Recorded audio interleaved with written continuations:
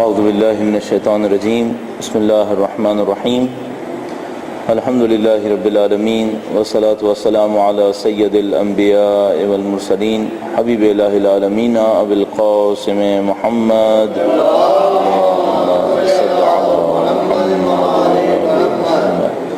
وعلى آلہ الطیبین الطاہرین سیما بقیۃ اللہ فی الارضین قال اللہ تعالی فی کتابہ الکریم بسم اللہ الرحمن الرحیم وَنُرِيدُ أَن نَّمُنَّ عَلَى الَّذِينَ اسْتُضْعِفُوا فِي الْأَرْضِ وَنَجْعَلَهُمْ أَئِمَّةً وَنَجْعَلَهُمُ الْوَارِثِينَ۔ ایک بار پھر درود بھیجے گا محمد و آل محمد صلی علی محمد و آل محمد۔ پروردگار عالم کا انتہائی شکر کہ اس نے ہمیں اور آپ کو توفیق دی، جیسا کہ ہمارے پاس روایت کے اندر موجود ہے کہ خدا تعالیٰ جب کسی بندے کو توفیق دیتا ہے تو اسے نوازتا ہے، تو اسے دین میں غور و فکر کی توفیق نصیب کر دیتا ہے، انسان دین کے بارے میں سوچنا سمجھنا شروع کر دیتا ہے۔ خدا تعالیٰ کا انتہائی احسان ہے کہ اس نے ہمیں اس سعادت سے نوازا ہے کہ اپنے دین کے بارے میں غور و فکر کریں، سوچیں سمجھیں۔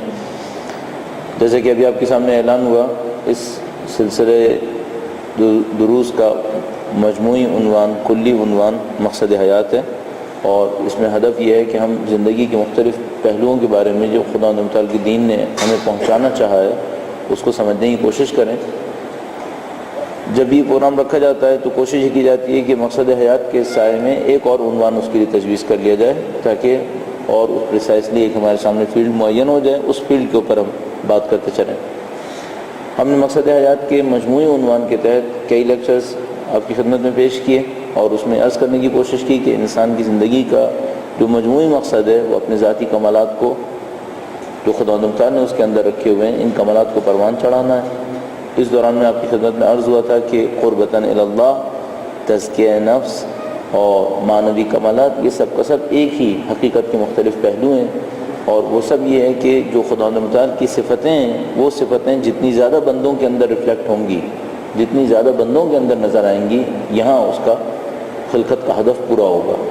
تو خدا تعالیٰ اگر رحیم ہے وہ ہمیں رحم کی دعوت دیتا ہے، وہ خدا تعالیٰ علیم ہے ہمیں علم کی دعوت دیتا ہے۔ جتنی زیادہ خدائی صفات ہمارے اندر آتی چلی جائیں گی، یہ نظام جو ہماری زندگی کے لیے خلق کیا گیا ہے، اس کا ہدف یہ ہے کہ انسان اپنے ہدف پر پہنچے، اس نظام کے اثرات ہمیں نظر آئیں گے۔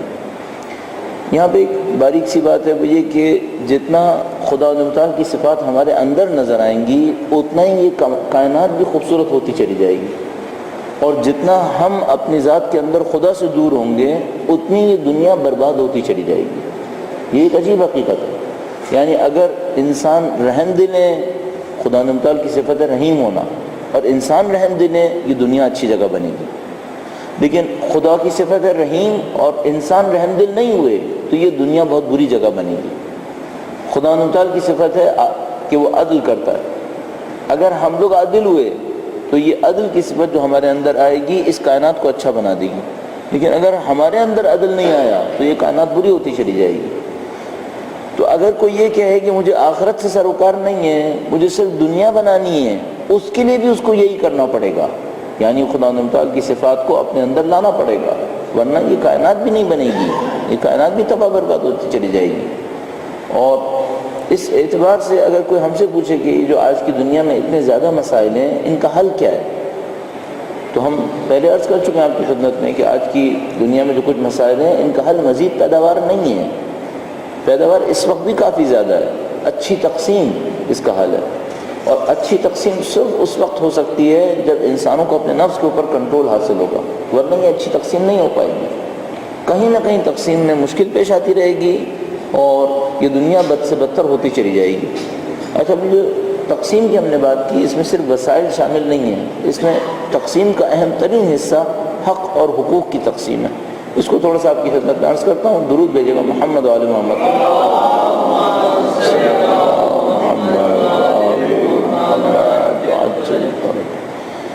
آپ اور میں جب بھی چیزوں کو دیکھتے ہیں تو ہماری نظر دو طرح سے ہو سکتی ہے۔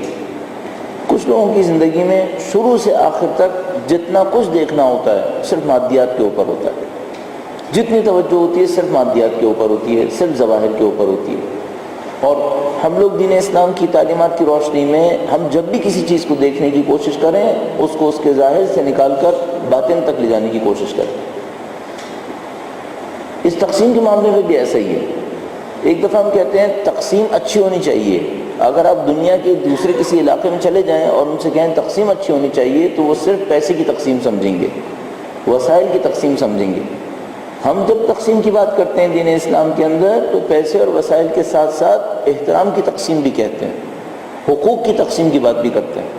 یہ سب کا سب جب مناسب طریقے سے انجام پائے گا اس وقت یہ کائنات بہتر جگہ بنے گی، انسانوں کے اندر کمالات کا حصول آسان ہوتا چلا جائے گا۔ بہرحال یہ انسان کی خلقت کا مجموعی ہدف بنتا تھا، اس مجموعی ہدف میں بہت ساری چیزیں رکاوٹیں ہیں، بہت ساری چیزیں رکاوٹیں ہیں۔ اب دین اسلام نے جو جدوجہد کی ہے وہ یہ کہ اس نے پورے ہدف کو حاصل کرنے کی بھی کوشش کی ہے اور رکاوٹوں کو بھی ختم کرنے کی کوشش کی ہے۔ میں پہلے جو مثال دے چکا ہوں اس کو دوبارہ دہرا دیتا ہوں تاکہ ہمارا ماحول تیار ہو جائے جس کے اندر ہمیں گفتگو کو لے کر آگے بڑھانا ہے، اور اس کے بعد آج کی موضوع کی طرف حاضر ہوتا ہوں۔ درود بھیجے گا محمد وعلی محمد پر۔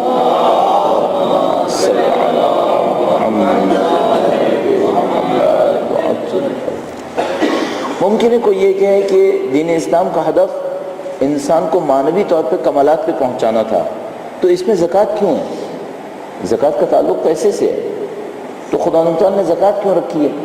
یا مثلا جو میں معمولاً عرض کیا کرتا ہوں کہ خدا کا کام تھا لوگوں کو معنویات تک پہنچائے، اور حضرت موسیٰ علیہ السلام سے کہا کہ تم جا کے فرعون سے ٹکراؤ، تو فرعون کے پاس کیوں بھیجا؟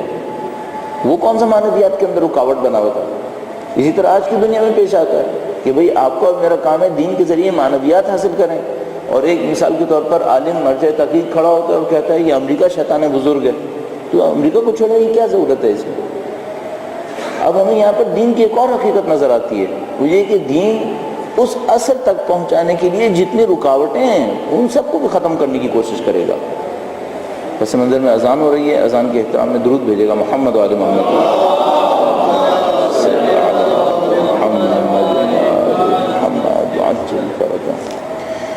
دین ہدف کو بھی پہنچائے گا اور ہدف کی راہ میں جو رکاوٹیں ہیں انہیں بھی دور کرے گا۔ مثلا دین کو پتہ ہے کہ لوگوں کی معاشی مشکلات اگر حل نہیں ہوئیں یہ اپنے کمالات کو حاصل نہیں کر پائیں گے، ان کی زندگی اچھی نہیں گزرے گی، یہ مصیبتوں میں پڑے رہیں گے اور اپنے معنوی شعور کی طرف توجہ نہیں دیں گے، تو وہ مادی زندگی کو بھی بہتر بنانے کی کوشش کرے گا۔ دین کو پتہ ہے اگر نظام ظالمانہ نظام ہوا تو لوگوں کی معنوی سعادت کے راستے رک جائیں گے، لہذا دین نے فرعون سے ٹکرانے کا بھی بندوبست کیا۔ اور اسی سائے میں جو میں نے آپ کی خدمت میں مثال عرض کی کہ مثلا امام خمینی کھڑے ہوئے، انہوں نے کہا یہ امریکہ شیطان بزرگ ہے، تو کوئی ان سے کہے کہ بھائی آپ مرجع تقلید ہیں، آپ کا کام ہے درس دیں، آپ کا کام ہے عبادتیں کروائیں، آپ کا کام ہے مسجد بنائیں، مدرسے محراب اس کے اندر جائیں، یہ آپ کہاں کھڑے ہو گئے؟ آپ نے کہا امریکہ شیطان بزرگ ہے۔ تو اس کی وجہ بھی یہی ہے کہ ہمیں جا کر صرف دین میں یہ نہیں دیکھنا ہوتا کہ ہم لوگوں کو ترغیب دیں کہ وہ معنویت کی طرف آئیں اور ان کی رکاوٹوں کو ان کے اوپر چھوڑ دیں، ہمیں رکاوٹیں بھی ختم کرنی ہوتی ہیں۔ لہذا مثلا حضرت ابراہیم علیہ السلام جب اللہ کے دین کو بیان کرنے کے لیے اٹھے تو انہوں نے پہلے جا کر بتوں کو توڑ دیا۔ کیوں بتوں کو توڑا؟ بھئی آپ کا کام ہے آپ نماز میں بلائیے، زکوٰۃ دینے کی طرف ترغیب دلوائیے ان کو، کیوں حضرت ابراہیم علیہ السلام نے بتوں کو توڑا؟ تو پہلے اس رکاوٹ کو دور کر دیا جائے جس کے نتیجے میں اللہ کے دین سے لوگ دور ہوتے چلے جاتے ہیں۔ یہ سب کا سب دین کی ذمہ داریوں میں آتا ہے، ہم اور آپ بھی ایسے ہی ہیں۔ اگر ہم کسی ایک پہلو پہ توجہ دیں گے، 10 کو نظر انداز کریں گے، ہم ساری زندگی اس پر کوشش کرتے رہیں گے، ہمیں کامیابی نصیب نہیں ہوگی۔ ہمیں اللہ کے نبی کی دی ہوئی تعلیمات کی روشنی میں ان تمام حقائق کو دیکھنا ہوگا جن کی وجہ سے دین کے راستے میں رکاوٹیں بنتی ہیں۔ لہٰذا میں نے حضرت موسیٰ علیہ السلام کی مثال دی، حضرت ابراہیم علیہ السلام کی مثال دی، اللہ کے نبی کی خدمت کی مثال سے بھی عرض کروں گا کہ جا کے دیکھیں رکاوٹیں کیا ہیں۔ جب آپ ان رکاوٹوں کو دور کر دیں گے آپ کا دین پھیلنا شروع ہو جائے گا۔ ایک دفعہ پھر درود بھیجے گا محمد وعلی محمد۔ تو عرض ہوا کہ ہمیں یہ سارے کام کرنے ہوتے ہیں اپنے دین کے اندر۔ اب اس دین کی بہت ساری تعلیمات کو اس انداز میں دیکھنا پڑتا ہے کہ اس کا تعلق کس چیز سے بنے گا۔ مثلا تعلیم، جیسے کہ مثلا کچھ وقت پہلے آپ لوگوں نے اسکول شروع کرنے کا ارادہ کیا، تو ابھی کوئی یہ پوچھے کہ مثلا ہم دین کے لیے کام کرنا چاہتے ہیں، اسکول کا کیا تعلق ہے؟ یہ سمجھانا نسبتاً آسان ہے، سیاست کو سمجھانا بہت مشکل کام پڑتا ہے، اسکول کو سمجھانا آسان ہے۔ کہ بھئی یہ جو بچے ہیں جب یہ صحیح تعلیم لیں گے تو ان کے اندر وہ شعور آئے گا جس کے نتیجے میں دین کے اوپر عمل کریں گے، ورنہ دین پہ بھی عمل نہیں کر پائیں گے۔ اور جب وہ درسگاہوں سے خدا نہ کرے نعوذ باللہ بگڑ کے نکلیں گے، اور اب میرے جیسا کوئی آدمی ان سے کہے کہ تم نماز پڑھنے کی کوشش کرو، یا ان درسگاہوں کے اندر 6 گھنٹے 8 گھنٹے وہ لغویات سنتے رہیں، اس کے بعد گھر آ کر ان کے مثال کے طور پر دادا یا نانا کہیں کہ تم دین کی طرف آنے کی کوشش کرو، ماں باپ کہیں، پھر وہ نہیں سنیں گے اور ان کی تقصیر بھی نہیں ہوگی۔ اس کی وجہ یہ کہ ہم نے خود ان کو غلط جگہ کے اوپر بھیجا تھا۔ تو یہ دین اس طرح سے ہے، دین کو اس مجموعی حالت میں دیکھنا پڑتا ہے اور اس کے اوپر عمل کرنا ہوتا ہے۔ البتہ ایک بات جس کا خطرہ مجھے بہت لاحق رہتا ہے وہ میں آپ کی خدمت میں عرض کرتا چلوں، وہ یہ کہ کہیں ایسا نہ ہو ہمارے یہ پروگرام صرف گفتگو کے لیے ہوتے ہوں۔ اس خطرے سے بہت بچیے گا۔ دین میں اور علم کے معاملے میں یہ خطرہ بہت زیادہ رہتا ہے۔ آپ آج کل کی ہماری یونیورسٹیز کی حالت دیکھ رہے ہیں کہ ہماری زندگی کے مسائل کچھ اور ہیں، اور جو کچھ ہماری یونیورسٹیز کے اندر ایکیڈیمک ڈسکشنز ہو رہے ہیں ان کا تعلق کچھ اور ہے۔ یونیورسٹیز ہمارے مسائل کو حل کیوں نہیں کر پا رہی ہیں؟ اس کی وجہ یہ ہے کہ وہاں ایک علمی کام ہو رہا ہے، اس کا کوئی تعلق ان مشکلات سے نہیں ہے جن کے اندر یہ عوام مبتلا ہے، اور وہ اپنے علم کی دنیا میں بسے ہوئے، عوام اپنی مشکلات کے اندر بسے ہوئے ہیں۔ مجھے بعض اوقات خوف آتا ہے کہ ہماری دینی محافل میں بھی یہی ہو رہا ہو کہ ہم اپنے ڈسکشنز کے اندر رہیں، دین کے اندر علمی گفتگو ہوتی رہے، دین کے نام پر معذرت کے ساتھ مثلا ممبر اور محراب دونوں موجود رہیں، لیکن لوگوں کی دینی زندگی پہ کوئی اثر نہ پڑے۔ اس بات کا مجھے خوف آتا رہتا ہے۔ تو میں آپ کی خدمت میں عرض کروں گا کہ ہم جو پروگرام کریں، بولنے والے بھی اور سننے والے بھی یہ جانتے ہوں کہ ہم نے عمل کے لیے ان کاموں کو انجام دینا ہے۔ تو ایسا نہ ہو کہ بولنے والے صرف اس لیے آئیں کہ وہ اپنی ذات کا اظہار کرنا چاہتے ہوں، اپنی کچھ گفتگو کرنا چاہتے ہوں اور گھر کا راستہ لے لیں، اور سننے والے اس لیے آئیں کہ بہرحال معاشرتی فعالیت بھی ایک نشے کی طرح ہو جاتی ہے۔ لوگ کہتے ہیں اسلام آباد میں لوگوں کو سیمینار میں شرکت کرنے کا شوق ہو گیا ہے، اس کا کوئی ہدف نہیں ہوتا کہ اس سے ملنا کیا ہے، بس یہ ہوتا ہے کہ چھٹی کے دن شام کے وقت میں کسی ایک سیمینار میں جانا ہے۔ تو بعض اوقات یہ ہو جاتا ہے، دین کے نام پہ کام ہو رہا ہوتا ہے، اثر نہیں ہوتا۔ اس سے ہمیشہ خوف زدہ رہنا چاہیے، اس سے ہمیشہ بچنے کی کوشش کرتے رہنا چاہیے کہ دین کے نام پر جو کام ہو عمل کے اندر اثر دے، عمل کے اندر اثر دے۔ آج جو ہمارے پاس موضوع ہے وہ ایک در حقیقت مشکل سے حاصل کیا گیا ہے، اور اچھا اس طریقہ کار کو بھی میں عرض کر دوں، یہ طریقہ کار بہت امپورٹنٹ ہے، بتا دینا بہت اچھا ہے۔ درود بھیجے گا محمد و آل محمد کا۔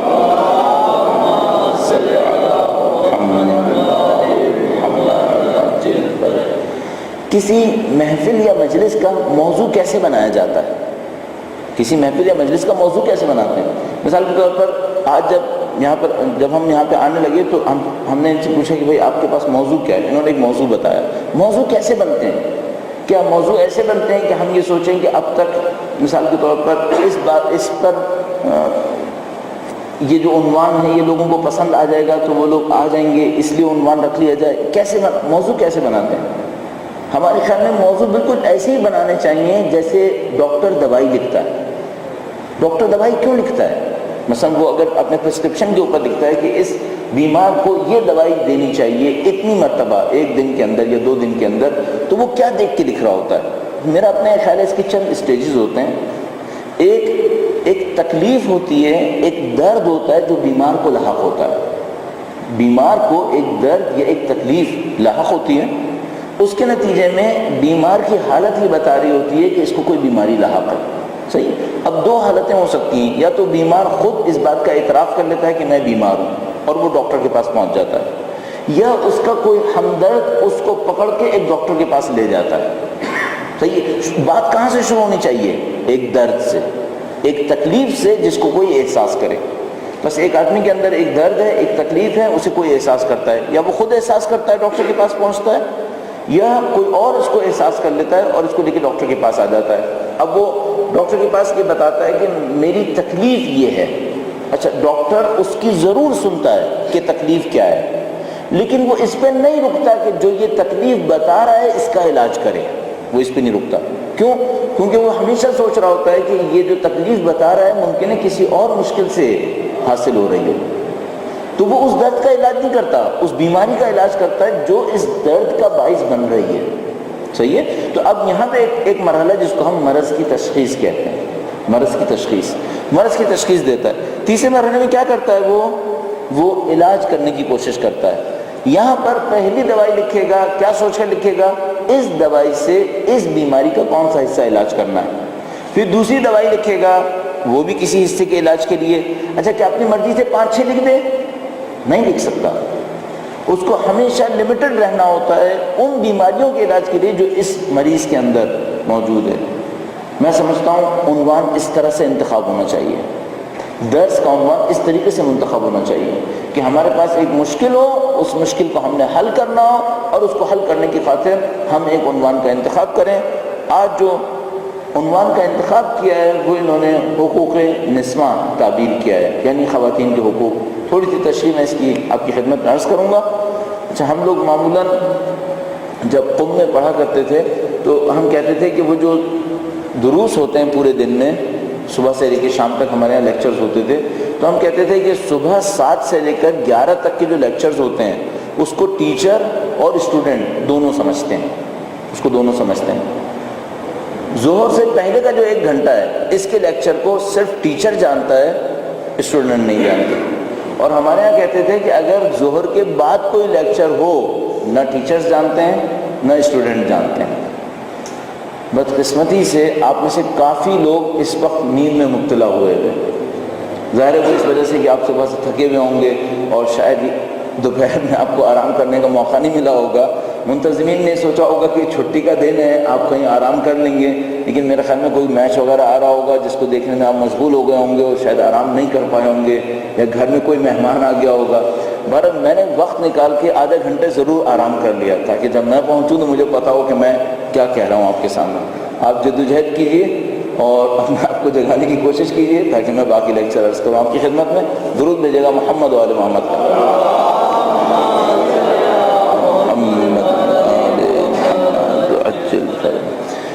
اچھا, اب مسئلہ یہ ہے کہ ہم نے ان لیکچرز کے شروع سے ہی کہا تھا کہ ہم کوشش نہیں کریں گے کہ اس کو دلچسپ بنائیں. ہم نے کہا تھا کہ ہم اس کو کوشش یہ کریں گے کہ جتنا زیادہ ایک خاص موضوع کے تحت رکھ سکیں رکھیں. تو میں آپ کو جگانے کے لیے یہاں لطیفے نہیں سنا سکتا. ایک دفعہ ہوتا ہے کہ ہم لیکچرز کے درمیان کچھ نہ کچھ ایسی حرکتیں کرتے رہتے ہیں کہ جس سے لوگ جاگتے رہیں, لوگ سنتے رہیں. میں کچھ نہیں کروں گا. میں چاہتا ہوں کہ جو ڈسکشن میں نے تیار کیا وہ ڈسکشن میں آپ کے سامنے ڈیلیور کروں. آپ سے میری خواہش ہے کہ آپ اس کو بیداری کے ساتھ سماعت کریں.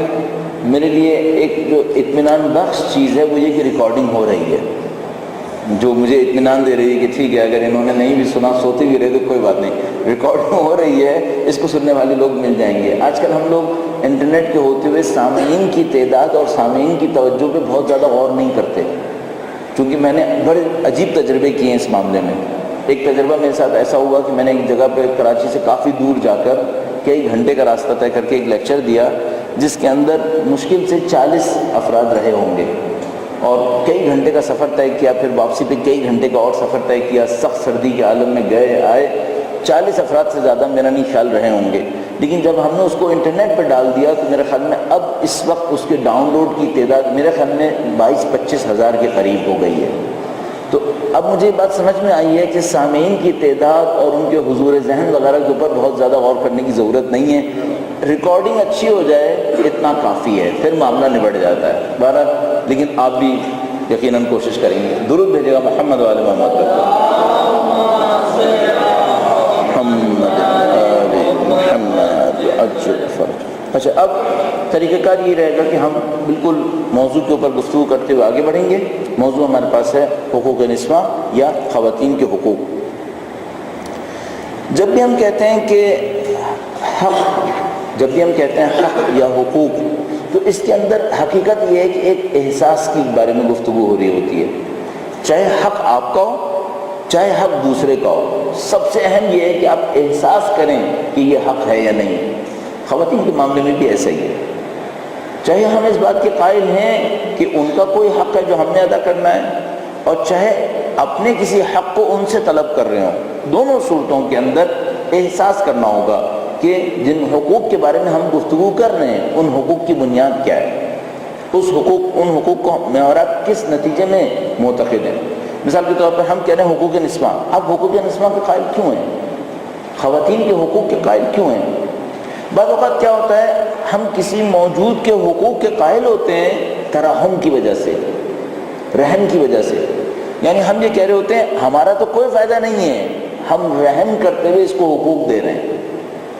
البتہ میں اس کو یہاں پہ اٹیچ نہیں کرنا چاہتا خواتین کے حقوق کو، لیکن مثلا بہن کی تیاری کی خاطر عرض کر رہا ہوں. مثلا اگر آپ سے کوئی ویسٹ میں کہتا ہے، یہاں پر جب لوگ کچھ نہ کچھ کہنا شروع ہو گئے ہیں کہ مثلا آپ جانوروں کے حقوق کا خیال کریں، تو کیوں کہتے ہیں؟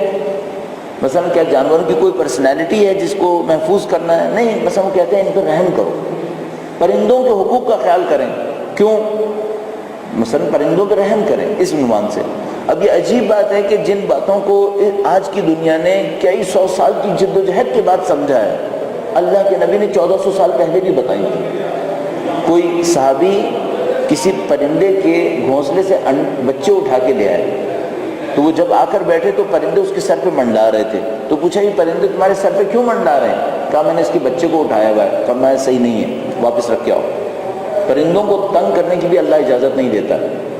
کسی جگہ پہ تشریف لے گئے، کوئی جانور بندھا ہوا تھا بھوکا تھا. پوچھا کہ یہ جانور اتنا چلا کیوں رہا ہے؟ کہا یہ بھوکا ہے. کہا اس کا مالک کہاں ہے؟ مالک کو لے کر آئے. اس سے پوچھا اسے کیوں بھوکا رکھا ہے؟ کہا یہ اب میرے کسی کام کا نہیں ہے، لہذا کبھی میں کھانا ڈالتا ہوں کبھی نہیں ڈالتا. فرمایا اگر تمہارے کسی کام کا نہیں تو اسے جنگل میں چھوڑ دو. مظلوم کو اس طرح باندھ کر بھوکا مت رکھو، اللہ پسند نہیں کرتا ان کاموں کو. وہ 1400 سال پہلے جب بچیوں کو حقوق دینے والا کوئی نہیں تھا، وہ جانوروں کے حقوق کی بات کر رہے تھے. اللہ کے نبی کی حقانیت پر اس سے زیادہ کیا دلیل ہمیں اور چاہیے؟ درود بھیجے گا ان کی ذات مقدس میں.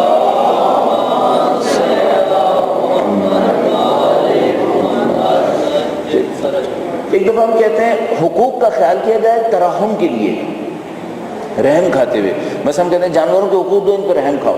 اچھا ایک دفعہ ہم کہتے ہیں نہیں، حقوق ادا کرو نہ رحم کھاتے ہوئے، اس وجہ کہ تمہاری بھی زندگی اسی سے وابستہ ہے. براہ راست نہیں، انڈائریکٹ، ڈائریکٹ نہیں ہے، انڈائریکٹ ہے. مثال کے طور پہ کیا؟ مثلا پھر میں اللہ کے نبی سے مثال لوں گا. فرمایا جنگ کے دوران بھی سرسبز درخت مت کاٹو. جنگ کے لیے لشکر کو بھیج رہے تھے، لشکر کو نصیحتیں فرمائیں، یہ نہ کرنا، یہ کرنا، یہ نہ کرنا، یہ کرنا. من جملہ یہ کہا سرسبز درخت مت کاٹنا. جنگ کے اندر بھی جائز نہیں ہے. پانی مت بہانا، پانی نہیں بہاؤ.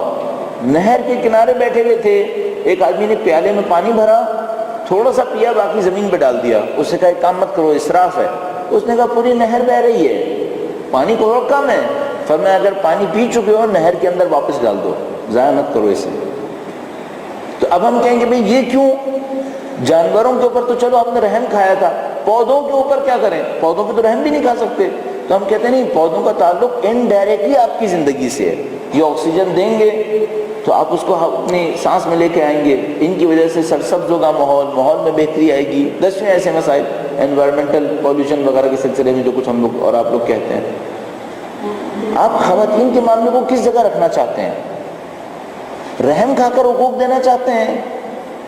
انڈائریکٹلی زندگی کا حصہ ہے اس وجہ سے حقوق دینا چاہتے ہیں؟ تو میں کہوں گا یہ دونوں نہیں ہیں، ڈائریکٹلی زندگی کا حصہ ہے. آپ کی زندگی براہ راست متاثر ہو رہی ہے، اس کو تو ثابت کرنے کی بھی ضرورت نہیں ہے.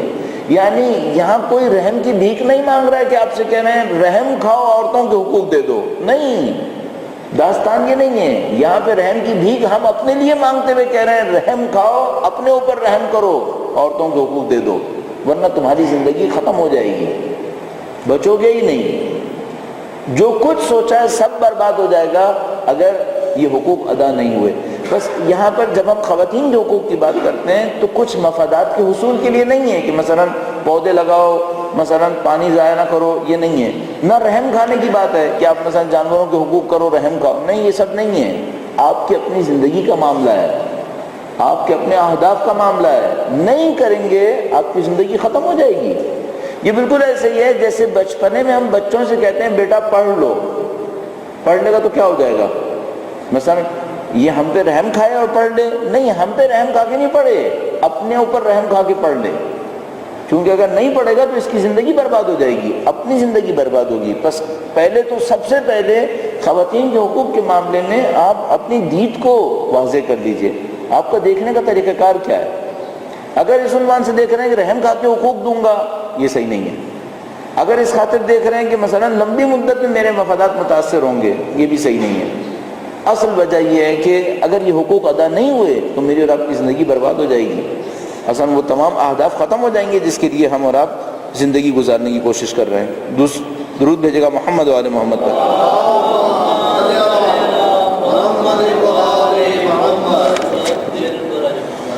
اچھا، اگر حقوق ادا نہیں ہوئے تو کیا ہوگا؟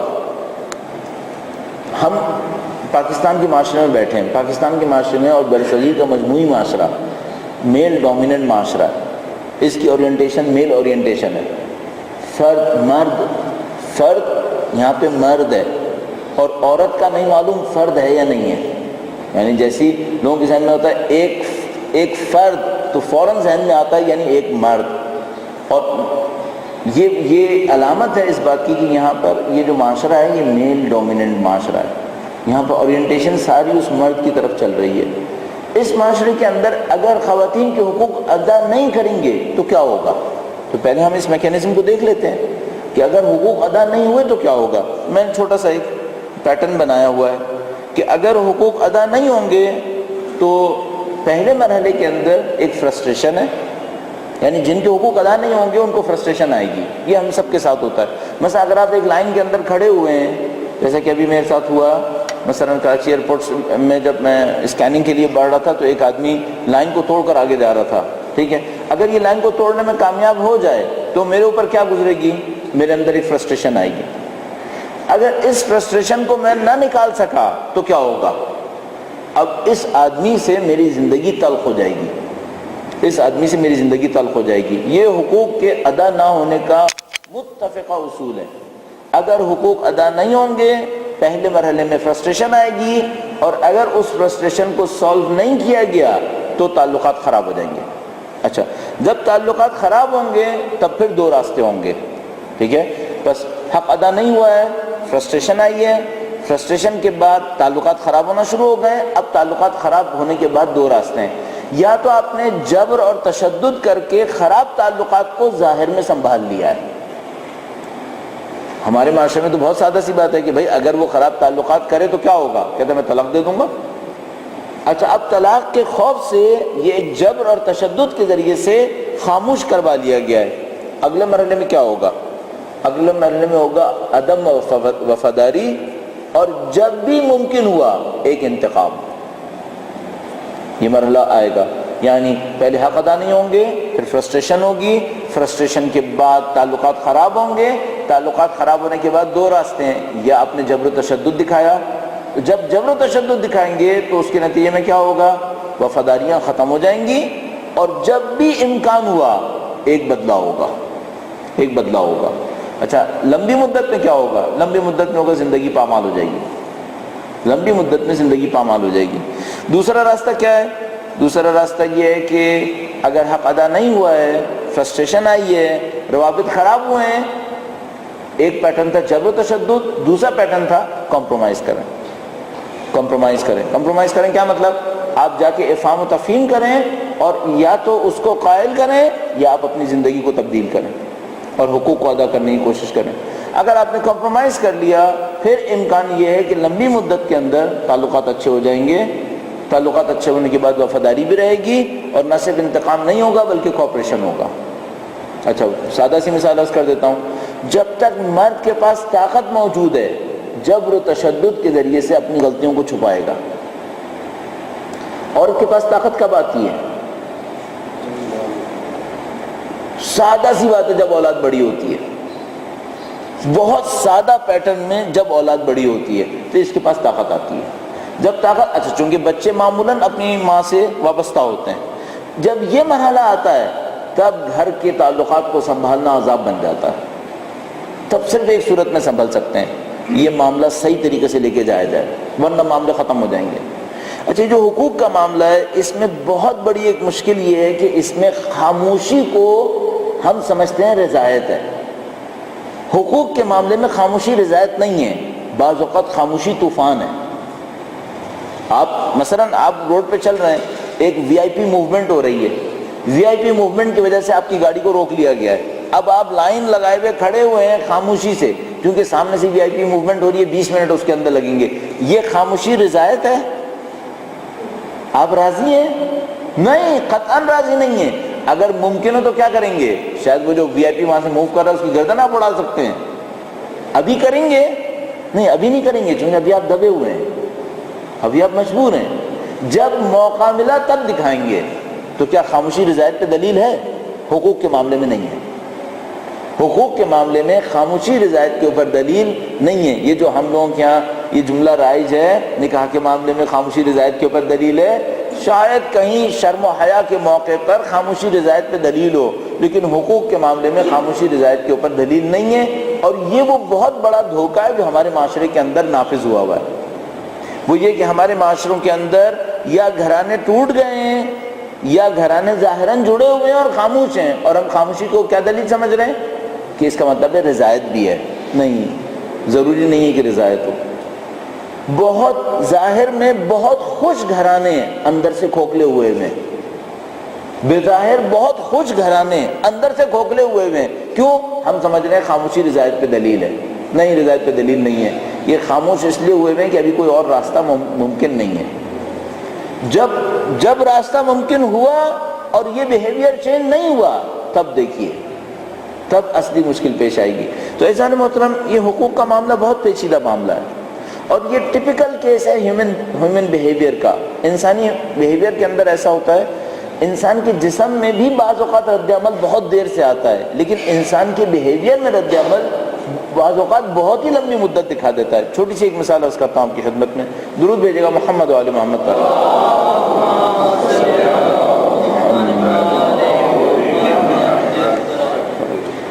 بعض بیماریاں ایسی ہوتی ہیں رد عمل فوراً آتا ہے.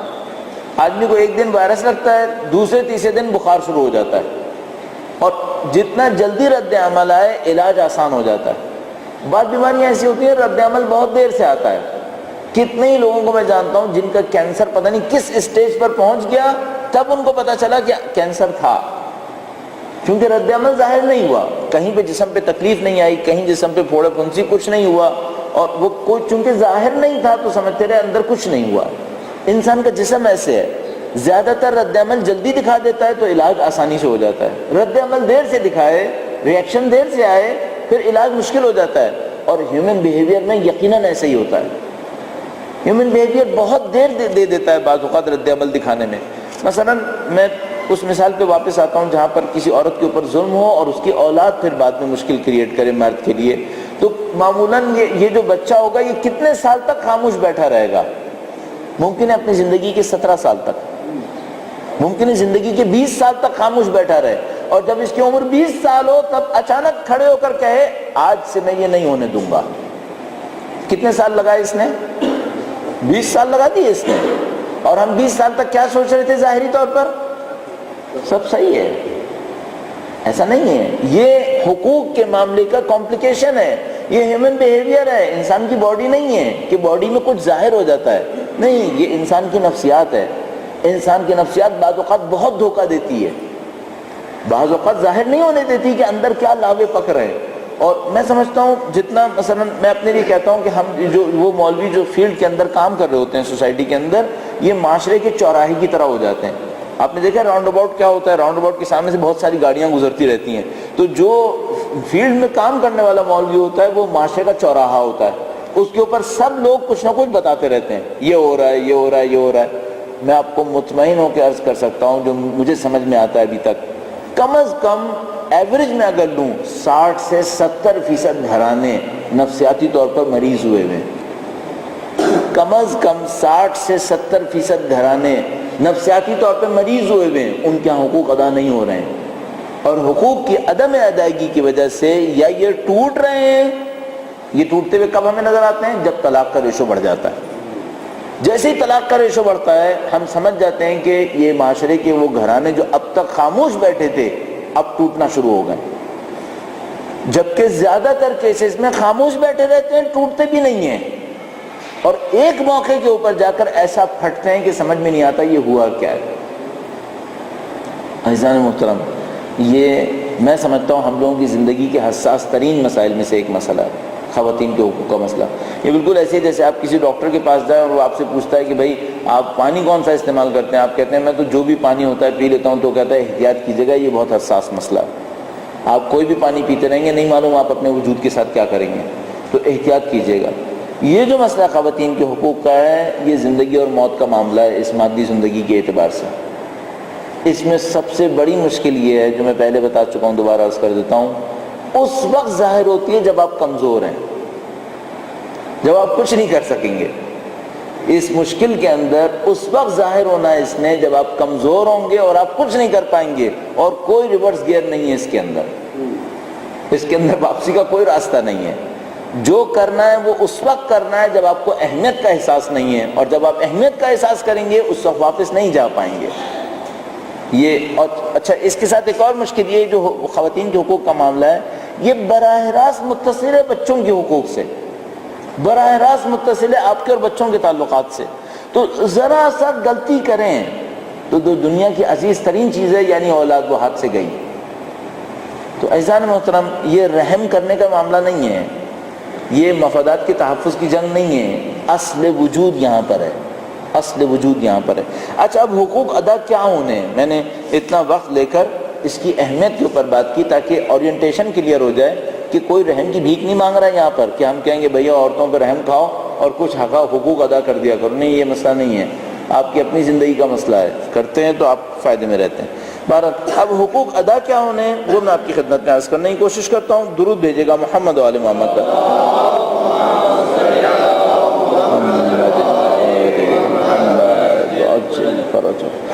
میں نے آپ کی خدمت میں عرض کیا کہ ہمارا معاشرہ میل اورینٹڈ معاشرہ ہے, یہاں پہ مرد جو ہے وہ اس کو اہمیت حاصل ہے. ممکن ہے کوئی یہ کہے کہ بھئی اسلام نے بھی تو یہی کہا ہے الرجال قوامون علی النساء, مرد جو ہیں وہ عورتوں کے اوپر سرپرستی رکھتے ہیں. تو ہمارا جواب یہ ہوتا ہے کہ سرپرستی ایک مفہوم ہے, ڈکٹیٹرشپ ایک اور مفہوم ہوتا ہے. آپ ملک کے اندر صدر بناتے ہیں, اس صدر کے پاس اختیارات بہت زیادہ ہوتے ہیں, تو کیا آپ ڈکٹیٹر بنانا چاہتے ہیں؟ نہیں, ڈکٹیٹر نہیں بنانا چاہتے, سرپرست بنانا چاہتے ہیں, مطلق العنان نہیں بنانا چاہتے. اسلام میں ایسا ہی ہے, اسلام مرد کو وسیع القلب سرپرست دیکھنا چاہتا ہے. وسیع القلب سرپرست کسے کہتے ہیں؟ اپنے ماتحت کی غلطیوں کو برداشت کرتا ہے, اپنے ماتحت کے لیے ایسے جدوجہد کرتا ہے جیسے اسی سے سارے مفادات وابستہ ہیں. میں ایک واقعے سے آپ کی توجہ دلوانے کی کوشش کرتا ہوں. اللہ کے رسول نے بکریاں چرائی تھیں. ہمارے پاس روایت موجود ہے کہ ہر نبی نے بکریاں چرائی ہیں, ہر نبی نے ریوڑ چرایا. ایک موقع پہ ایک بکری بھاگی, اللہ کے رسول اس کے پیچھے بھاگے کیونکہ وہ جا کر اپنے آپ کو نقصان پہنچا رہی تھی. تیزی سے بھاگے, وہ بھی تیزی سے بھاگی. اللہ کے رسول نے بڑی محنت کر کے بکری کو پکڑ لیا, بکری کو پکڑ لیا اور اس کو اٹھانے کے بعد کہا کہ تو سمجھ رہی تھی میں تجھے نقصان پہنچانا چاہتا ہوں, میں تجھے بچانے کے لیے پیچھے آ رہا تھا. یہ وہ سرپرست ہے جس کا دل اتنا نرم ہونا چاہیے. یہ سرپرستی کا مفہوم ہے. اچھا اب دوسرا کیا ہوتا, وہ یہ کہ بکری کو پکڑتا اور مارتا اور کہتا کہ میں تیرے پیچھے آیا اور تو نے اتنا مجھے تھکا ڈالا. یہ مطلق الانانیت ہے.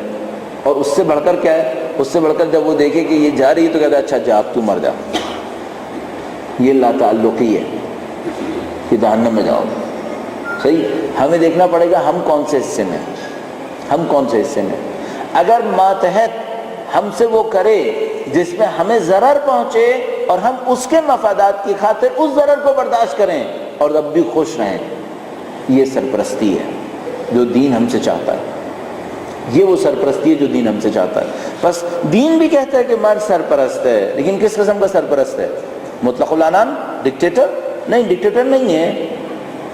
ایسا سرپرست ہے جس کا وسیع القلب کردار ہے, وہ غلطیوں کو برداشت کرتا ہے. اور اس سلسلے میں جو پہلا حق ادا ہونا چاہیے وہ یہ کہ مد مقابل کو اپنے برابر کی اہمیت دینا شروع کر دے. عورتوں کے حقوق کے معاملے میں پہلا کام جو ہمیں کر لینا چاہیے وہ یہ کہ جتنا ہم اپنے لیے توقع رکھتے ہیں اتنی توقعات ان کی بھی ذہن میں سوچنا شروع کر دیں, اہمیت دینا شروع کر دیں. پہلا حق یہ حق ہے. اس کی تھوڑی سی اور تشریح میں آپ کی خدمت میں عرض کروں گا. درود بھیجے گا محمد و آل محمد پر.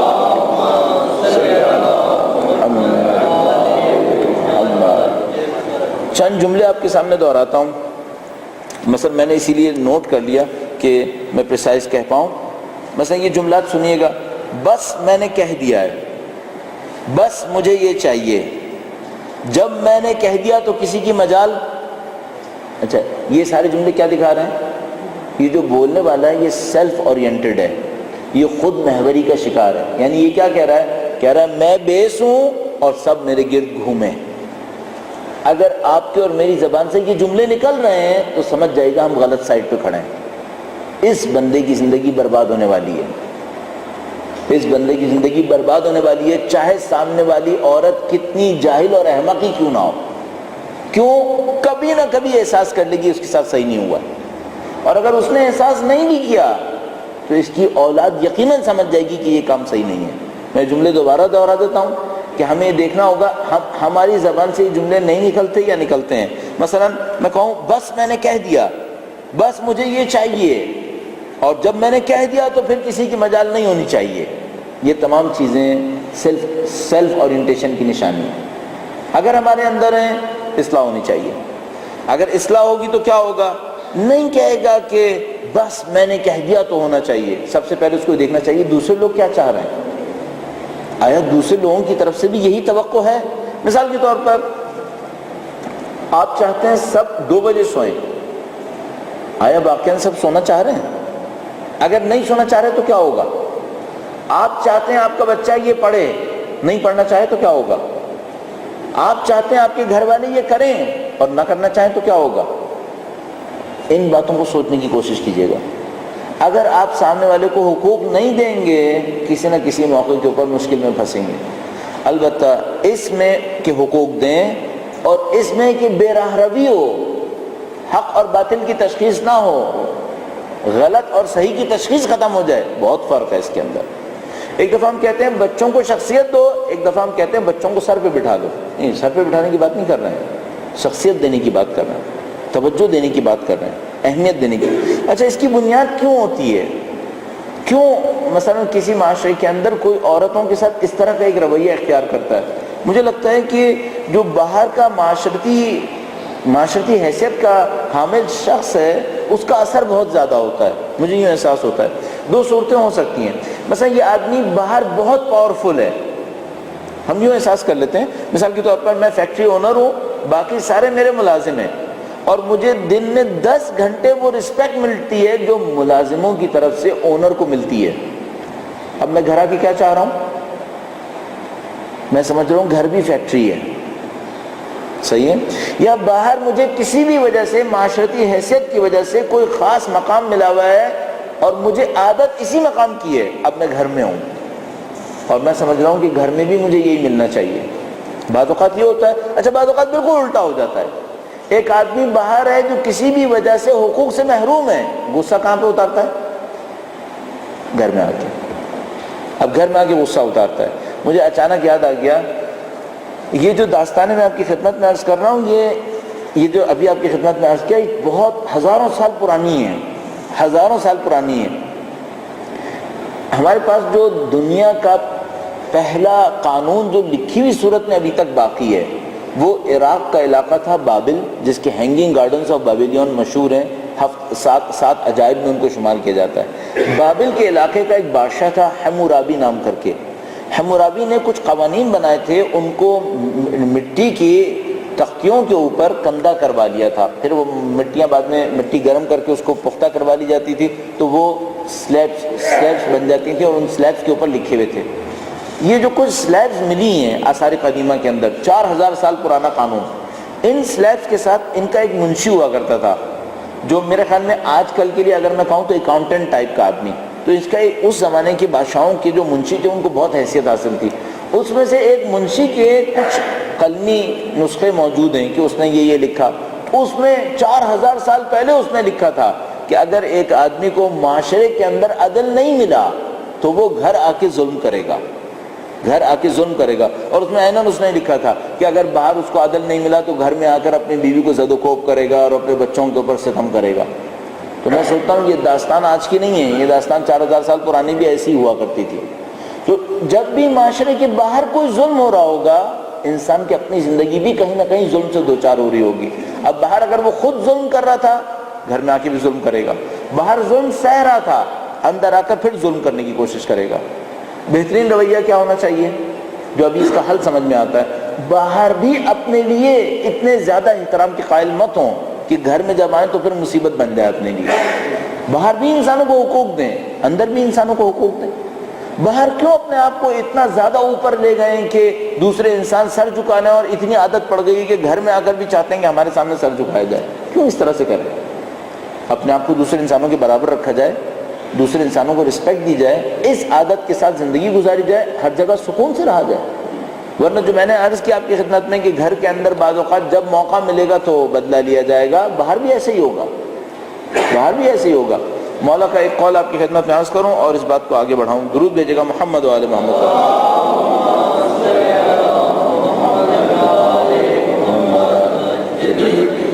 چونکہ یہ قول مناسبت بھی کافی رکھتا ہے ہم لوگوں کی زندگی سے. فرمایا تکبرک فی الولایت ذل فی العزل. مولا فرماتے ہیں تکبرک فی الولایت ذل فی العزل, یعنی حکومت کے وقت تمہارا تکبر دکھانا حکومت سے محروم ہونے کے بعد ذلت جھیلنے کے برابر ہے.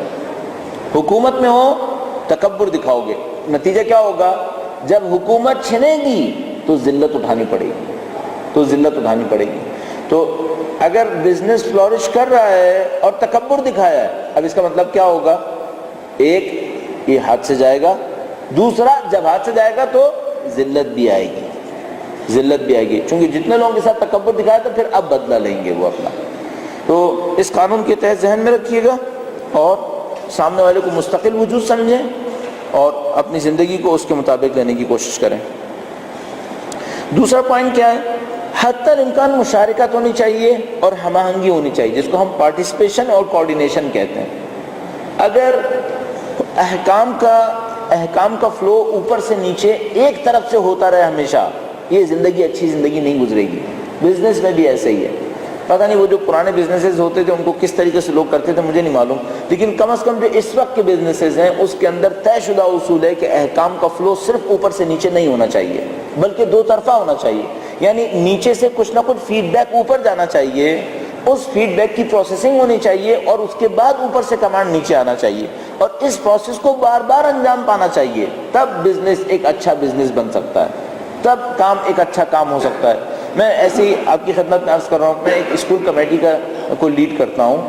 اس اسکول کے اندر 750 بچے ہیں اس وقت, اور اس اسکول کے اندر تقریباً 55 کا اسٹاف ہے پڑھانے والوں کا. اگر کمانڈ کا فلو ایک طرف سے ہوتا رہے کہ ہم مثلا کمیٹی کی طرف سے فلو دیتے رہیں کمانڈز کو, اور ان ٹیچرز اور بچوں کے اور ان کے پیرنٹس کو فیڈ بیک کو نہ دیکھیں, یقیناً یہ اسکول بند ہونا چاہیے. پھر اس اسکول کو یقیناً بند ہو جانا چاہیے. آپ اور ہم بھی ایسے ہی ہیں.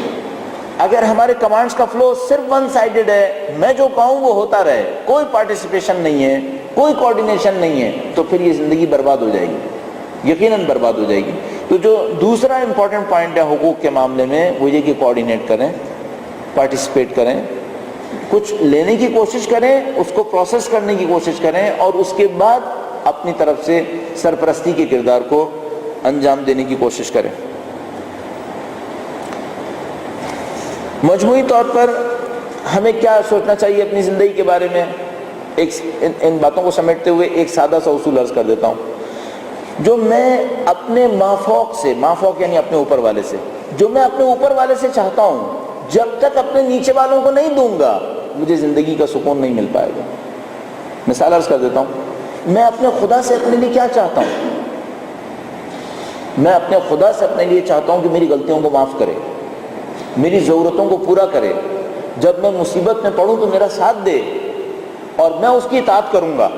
اپنے ماتحت سے یہ کیوں نہیں چاہتا کہ وہ میری اطاعت تو کرے, وہ میری بات تو مانے, لیکن کس صورت میں؟ جب میں اس کی غلطیوں کو معاف کر سکتا ہوں, جب میں اس کی سننے کو تیار ہو جاؤں, جب میں اس کی ضرورتوں کو پورا کرنے کی کوشش کروں. اور ضرورت صرف مادی نہیں ہے. ہم لوگ یہ جو سوسائٹی میل اورینٹڈ سوسائٹیز ہوتی ہیں, ان کے توہمات میں سے ایک توہم یہ ہوتا ہے کہ ہم نے عورت کو پیسہ, گھر اور وسائل دے دیے, اب اسے اور کیا چاہیے. یہ حماقتوں میں سے ایک حماقت ہے. یہ انسان ہے, یہ کوئی گاڑی نہیں ہے جس کو آپ کہتے ہیں کہ میں نے اس کی مینٹیننس کروا دی ہے, اس کے اندر پیٹرول بھی ہے اور اس کے اندر آئل بھی ہے, یہ چلتی کیوں نہیں ہے؟ یہ انسان ہے, گاڑی نہیں ہے. اس کو اس کے علاوہ بھی بہت کچھ چاہیے. تو جب تک وہ سب میسر نہیں ہوگا یہ معاشرہ نہیں چل پائے گا, اس معاشرے کے مسائل حل نہیں ہو پائیں گے. بس ایک کام یہ ہونا چاہیے جو ہمارے رابطے اوپر سے ہمیں توقع ہیں کہ جو میں چاہتا ہوں کہ میرے اوپر والا میرے ساتھ کرے, مجھے اپنے نیچے والوں کے اوپر ڈیلیور کرنا چاہیے. اگر میں اوپر سے توقع کرتا ہوں میری غلطیوں کو معاف کیا جائے, مجھے نیچے بھی معاف کرنا چاہیے. اگر میں اوپر توقع کرتا ہوں کہ میری بات کو سنا جائے, مجھے نیچے بھی یہی کام کرنا چاہیے. دوسرا مسئلہ کیا ہے؟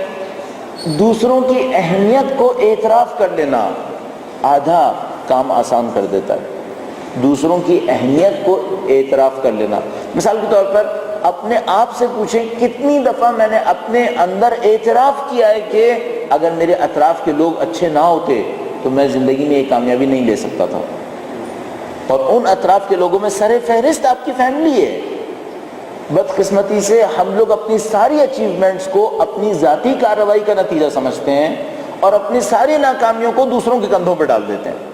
یعنی اگر مجھے کوئی کامیابی ملی ہے تو میری وجہ سے ملی ہے, اور اگر میں ناکام ہوا ہوں تو اس وجہ سے کہ میرے ساتھ جو فلاں آدمی تھا وہ خراب تھا.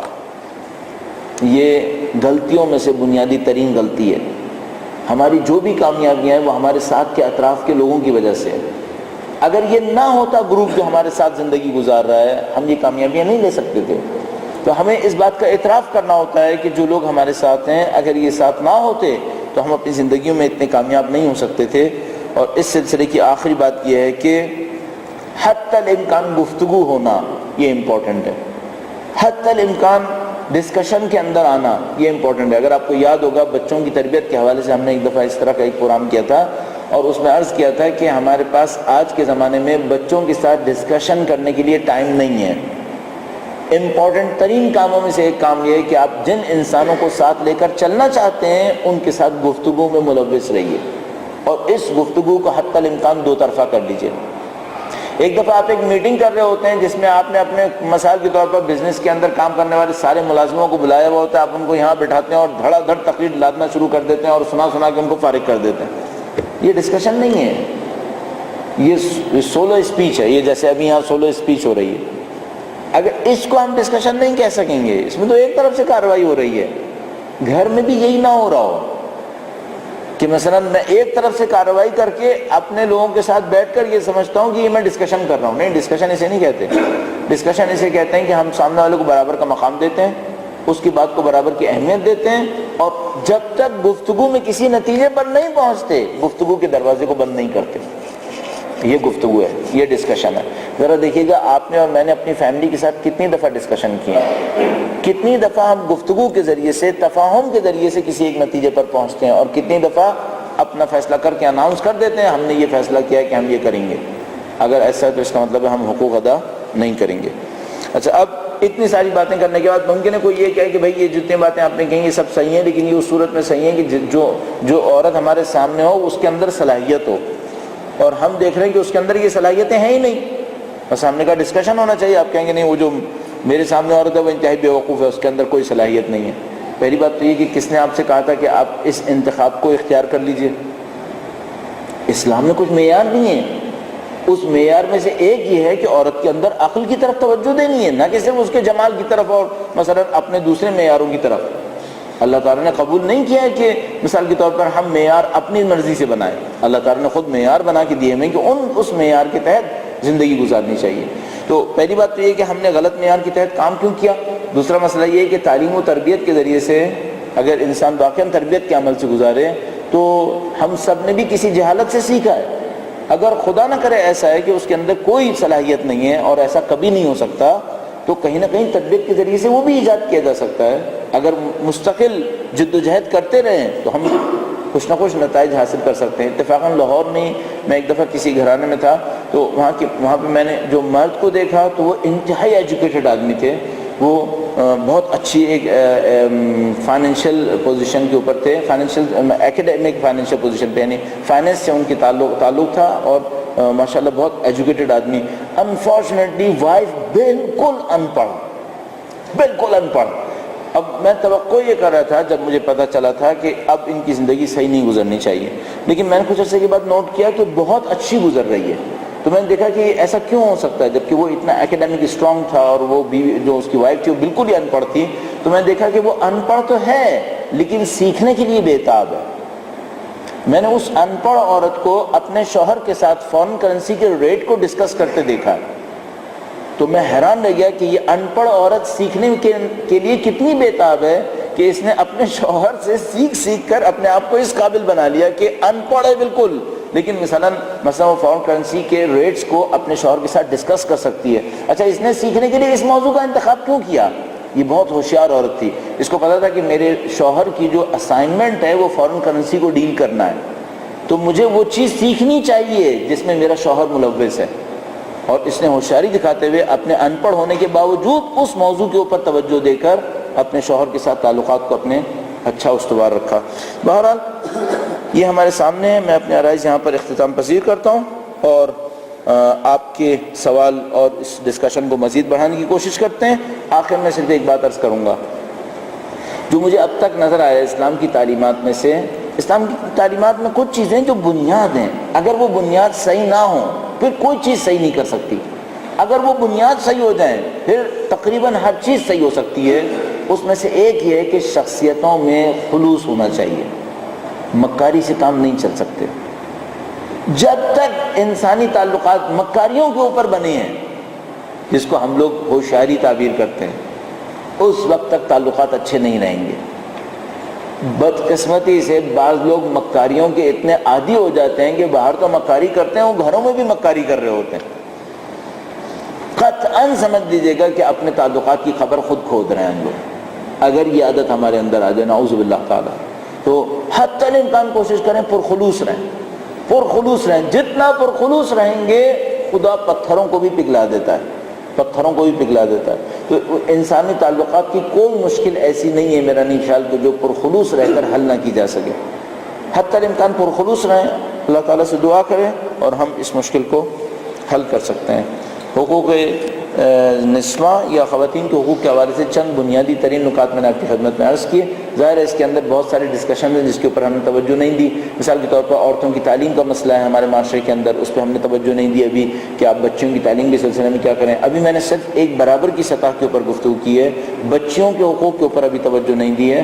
اور مثال کے طور پر بہت سارے اس میں مسائل اور آ سکتے تھے. مثلا جیسے جہیز کا مسئلہ ہے کہ بھائی خواتین کے حقوق کے اندر ایک بہت بڑا مسئلہ جہیز کا مسئلہ بن جاتا ہے بعض اوقات. یا مثال کے طور پر دونوں خاندانوں کے تعلقات کا مسئلہ بن جاتا ہے، میرے خاندان والوں کو زیادہ اہمیت ملنی ہے، سامنے والے کے خاندان کو اہمیت نہیں ملنی ہے. ان سب کا جو لب لباب تھا وہ میں نے آپ کی خدمت میں عرض کرنے کی کوشش کیا. اگر آپ برابر کی پرسنالٹی کے قائل ہو جائیں تو یہ مسئلہ نہیں آنا چاہیے کہ میرے خاندان کو زیادہ اہمیت ملنی چاہیے یا تمہارے خاندان کو زیادہ اہمیت ملنی چاہیے. جو مین ایشوز ہیں وہ یہی ہیں جو میں نے آپ کی خدمت میں عرض کیے. اور اگر آپ کے ذہن میں کوئی سوال ہوگا تو اس کی ہم مزید تشریح عرض کر دیں گے. درود بھیجیے گا محمد و آل محمد.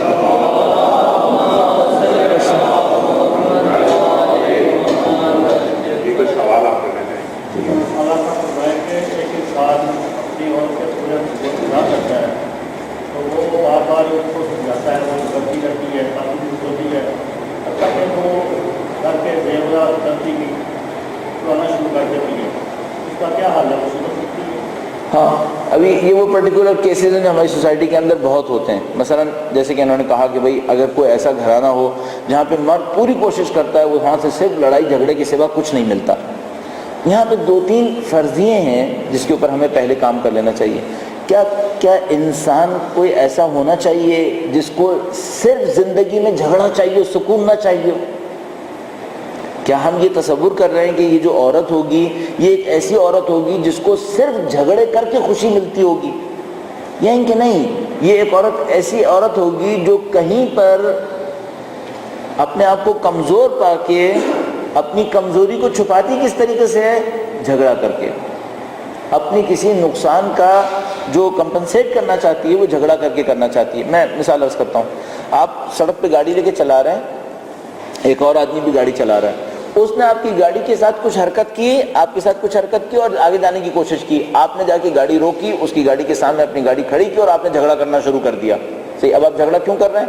آپ جھگڑالو آدمی کیوں بنے ہوئے ہیں؟ کہ آپ کو جھگڑا پسند ہے؟ نہیں، جھگڑا پسند نہیں ہے.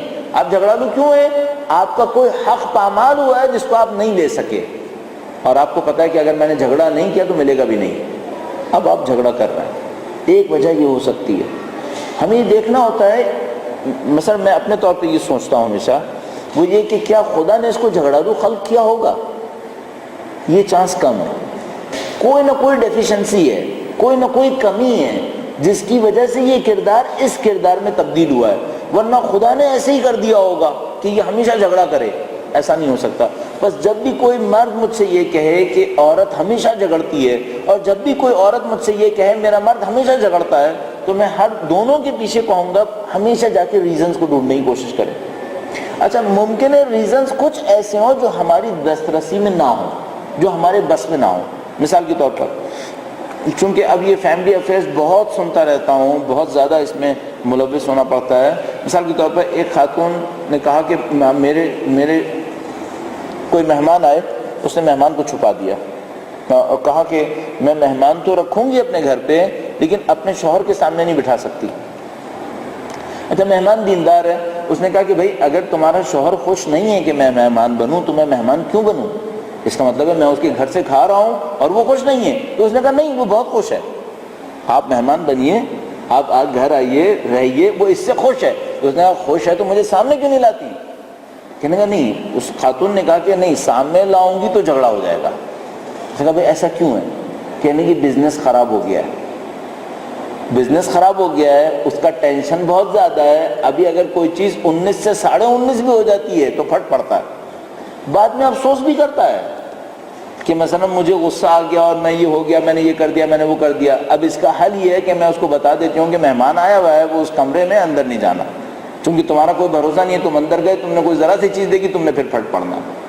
اچھا، کچھ چیزیں ایسی ہوتی ہیں واقعاً ہمارے ہاتھ سے باہر ہو جاتی ہیں، ہم دیکھتے نہیں یہ مشکل ہے، سامنے والا بھی اعتراف کر رہا ہے کہ مشکل ہے، لیکن ہم لوگ حل نہیں جانتے بعض اوقات۔ ان تمام کیسز میں بھی حل ہوتے ہیں، ان تمام کیسز میں بھی حل ہوتے ہیں۔ یعنی اگر واقعاً کام کرنا ہو تو اس بندے خدا کے ساتھ بیٹھ کر کام کرنا پڑے گا کہ آیا بزنس کی اہمیت اتنی ہے کہ اس کے لیے زندگی قربان کر دی جائے، لیکن بہت بڑا کام کرنا پڑے گا۔ تو یہ جو انہوں نے فرمایا کہ مثلا ایک عورت ایسی عورت ہے جو صرف جھگڑا کرتی ہے، پہلا میرا جواب یہ ہے آپ ہمیشہ جھگڑے کی روٹس کو پکڑنے کی کوشش کیجئے، شخصیت میں جھگڑالو پن کیوں ہے۔ دوسرا کام یہ کریں کہ اس میں سے وہ حصے جو آپ کے بس میں نہیں ہیں اس کو آپ علیحدہ کر دیجئے، جو حصے آپ کے بس میں ہیں ان کو صحیح کرنے کی کوشش کریں۔ اور مرد ہونے کے ناطے کہہ سکتا ہوں کہ بہت ساری چیزیں ایسی ہیں جو بس میں ہیں اور شاید ہم خود ہی سبب ہوں، شاید ہم خود ہی سبب ہوں۔ بعض اوقات ہم نہیں جانتے، مرد نہیں جانتا کہ اس کی کس حرکت کی وجہ سے معاملہ خراب ہوا ہے۔ ایک عجیب کمپلیکیشن ہے یہاں پر۔ میں ایک کیس کا تھوڑا سا آپ کی خدمت میں عرض کرتا ہوں مثال کے طور پر کہ بعض اوقات کمپلیکیشن کتنا عجیب ہے۔ درود بھیجے گا محمد وعلی محمد۔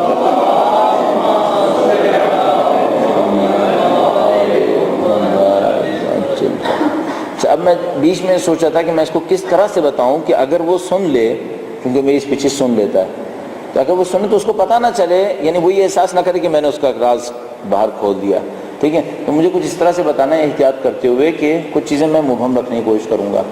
ایک مرد ہے، اپنے بچوں کو بہت چاہتا ہے، اپنی بیوی کو بھی بہت چاہتا ہے، تربیت کا وسیلہ ہے، اپنے اس غصے کے اظہار میں بعض اوقات کچھ ایسی حرکتیں کرتا ہے جس کو اولاد بہت برا لے رہی ہے اپنے دل کے اوپر۔ مثال کے طور پر اپنے سسرال والوں کی بعض حرکتوں کو دیکھا اس نے کہ جو صحیح نہیں تھی، قطعاً صحیح نہیں تھی، اس نے ان سے کہا آئندہ سے میری بیوی سے ملنے کی کوشش مت کرنا، آئندہ سے میری بیوی سے ملنے کی کوشش نہیں کرنا۔ اچھا، یہ بہت کامن ہے ہمارے معاشروں میں، تو بہت ہوتا ہے۔ مثلا کہہ دیا آئندہ سے میرے گھر نہیں آنا، آئندہ سے ہمارے تمہارے تعلقات ختم ہو گئے، یا مثلا پہلے والے لوگ کہتے تھے آئندہ سے میرے لیے تمہارا چہرہ دیکھنا حرام ہے، اور ابھی بھی کبھی کبھی کہتے ہیں قبر پہ نہیں آنا، مثلا میرے جنازے میں شرکت نہیں کرنا، اس طرح کی باتیں۔